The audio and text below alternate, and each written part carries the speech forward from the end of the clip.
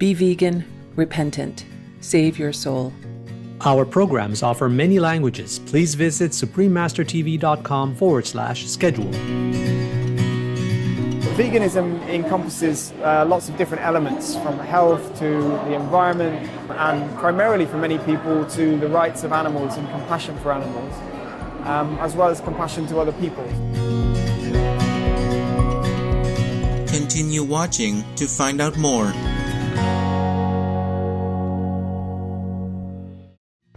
Kirakum is how are you in Algerian Arabic, a dialect derived from the Arabic language spoken in northern Algeria. Warm-hearted viewers, I am Lamia. The blissful people of Algeria thank Allah for gifting their country with a wide variety of natural wonders, from the pristine Sahara Desert and spectacular Mediterranean coastline to bustling cities and authentic cultural sites. Situated between Tunisia and Morocco, Algeria is dotted with a beautiful cultural diversity and splendid natural wonders such as mountains, waterfalls, and hot springs. May God's love and blessings descend upon you and your loved ones. Thoughtful viewers, welcome to the concluding episode of Tim Thorpe, Campaigning for a Vegan World. In our first episode, we introduced Tim Thorpe, the campaigns and policy officer of the Vegan Society based in London, UK, and his Grow Green campaign. Today, we'll continue to learn how Tim promotes veganism through policies and public awareness on the connection between climate change and the livestock industry. Tim Thorpe consistently encourages love and compassion for animals and emphasizes the destructive effects of the consumption of animal products. Over 1 billion farmed animals are killed each year in slaughterhouses in Britain. To reduce the unhealthy consumption of meat, he advises that it is necessary to acknowledge that animals are artificially bred in livestock raising systems, and that if more people realize this, it will reduce the demand for animal products. These animal exploiting farms can only survive if there is a market for their products. And as that market shrinks in size, the economic incentive to breed more animals will also be reduced.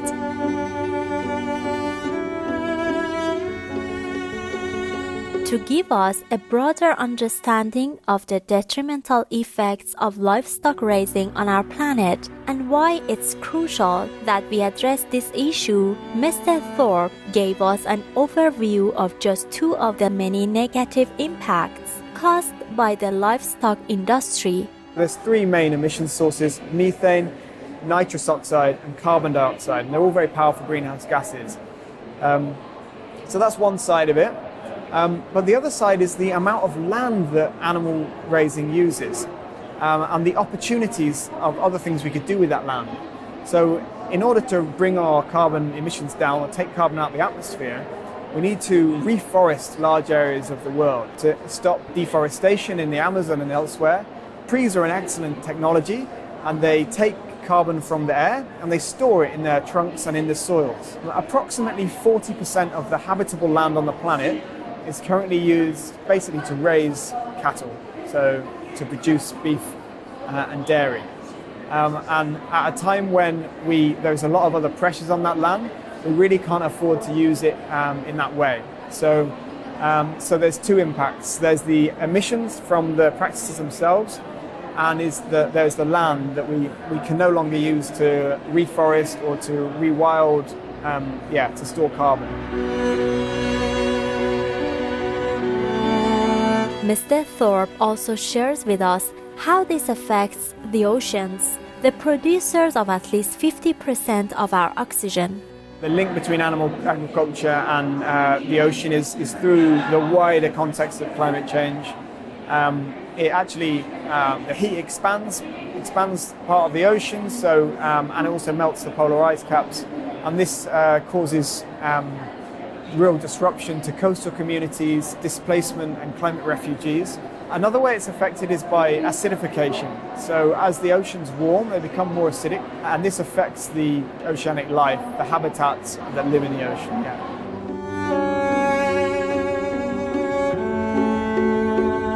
Many farmers have already started to convert their livestock operations into plant-growing farms for environmental and ethical reasons and to adapt to the changing market.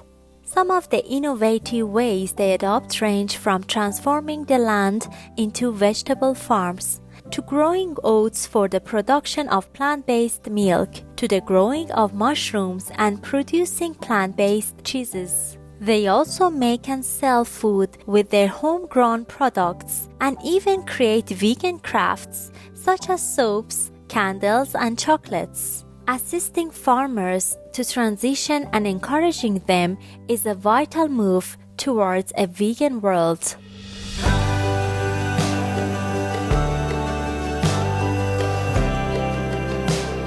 We can help traditional farmers from animal farming into growing plants, and that's a really important thing to do because of the impact of animal farming. So it's incredibly resource intensive to raise animals. It's a very inefficient process. Most of the food that is given to the animals does not end up in the end product. It's used by those animals in their metabolism. So that's the main reason it's inefficient, as well as the pollution it causes. But we can help farmers away from animal farming. One of the key things is advice. So finding really good examples of other farmers who have tried new things, who have been real pioneers in this area, and making sure we amplify their voice and use their example and bring it to other farmers. So that's one thing we can do as the Vegan Society. We can't necessarily advise individual farmers about what to do on their farm, but we can take examples of really good practice and really good ideas and knowledge, and we can share it between farmers and help that process go more quickly.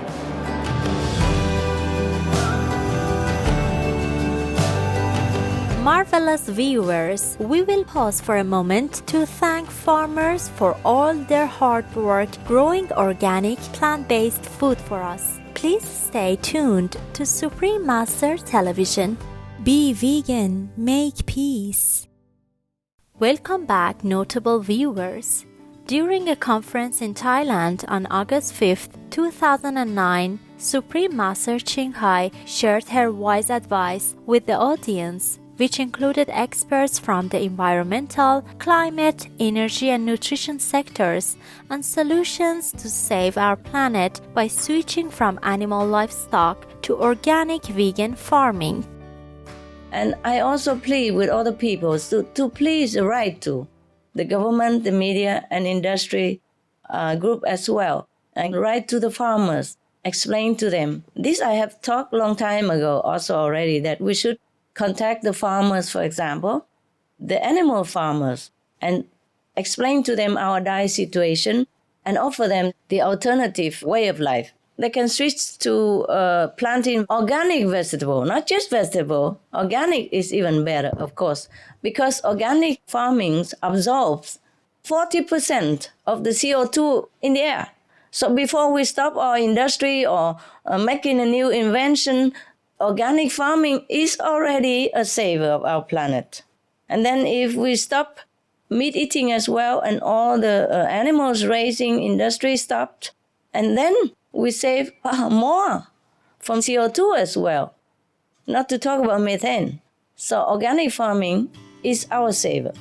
So we have to stop demanding meat, then the meat industry will cease.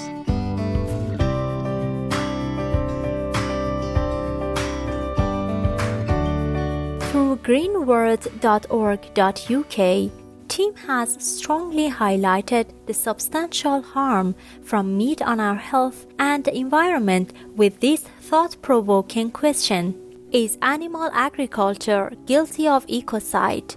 Ecocide was defined by the late Polly Higgins, QC, a barrister and lifelong environmental campaigner, as damage to, destruction of, or loss of ecosystems of a given territory, such that peaceful enjoyment by the inhabitants has been or will be severely diminished. Michael Mansfield, QC, a prominent barrister in England, called for a new offense of ecocide, asserting that eating meat is a crime against humanity and should be banned. He stated, I think when we look at the damage eating meat is doing to the planet, it is not preposterous to think that one day it will become illegal. There are plenty of things that were once commonplace that are now illegal, such as smoking inside. We know that the top 3,000 companies in the world are responsible for more than £1.5 trillion worth of damage to the environment, with meat and dairy production high on the list. We know that because the UN has told us so. It is time for a new law on ecocide to go alongside genocide and the other crimes against humanity. The severe impacts of animal products are inescapable as they are driven by the inherent inefficiency of raising animals for consumption. Most of the calories consumed by animals are used up in the animal's metabolism and do not end up as usable protein. This means that vast areas of land are used to grow crops for animal feed and for grazing pasture, driving habitat destruction and reducing available land to grow plants for human consumption. Public awareness of the importance of a sustainable and healthy vegan diet is paramount in helping to mend the major problems we face. There's a number of ways we can influence media and the general public to help them understand why we need to be vegan. We submit articles regularly to all major publications around a range of subjects. So veganism encompasses lots of different elements, from health to the environment, and primarily for many people to the rights of animals and compassion for animals, as well as compassion to other people. I think the world could change as veganism increases in a number of different ways. We could have a vegan world where food is very healthy. One thing we can say for certain is that we wouldn't need anywhere near as much land and resources to produce our food. So there's a huge opportunity there. And what that means is we could have a vegan world where our impact on the globe, not just in terms of climate change, but in terms of all sorts of other environmental issues, is significantly reduced. And there's a lot more space for nature and for wildlife.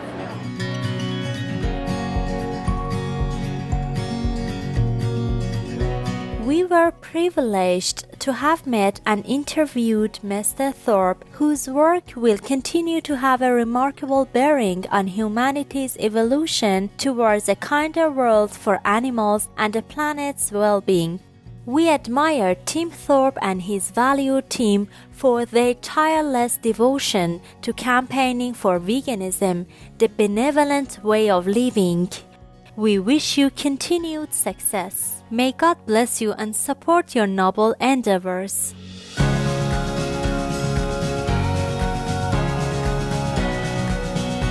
Considerate viewers, we appreciate your presence today for our program. Coming up next is the story of Master Confucius and Xian Tuo, part 12 of 13 on Between Master and Disciples, right after noteworthy news. May you renew every day with enlightenment, positive thoughts, and kindness. Our programs offer many languages. Please visit suprememastertv.com/schedule and suprememastertv.com/VE. Nos programmes offrent plusieurs langues. Veuillez visiter suprememastertv.com/schedule et suprememastertv.com/VE. Nuestros programas ofrecen varios idiomas. Visiten suprememastertv.com/schedule y suprememastertv.com/VE. మా కార్యక్రమాలు అందజేస్తున్నాయి అనేక భాషలలో. దయచేసి చూడండి suprememastertv.com/schedule మరియు suprememastertv.com /VE Be vegan, make peace.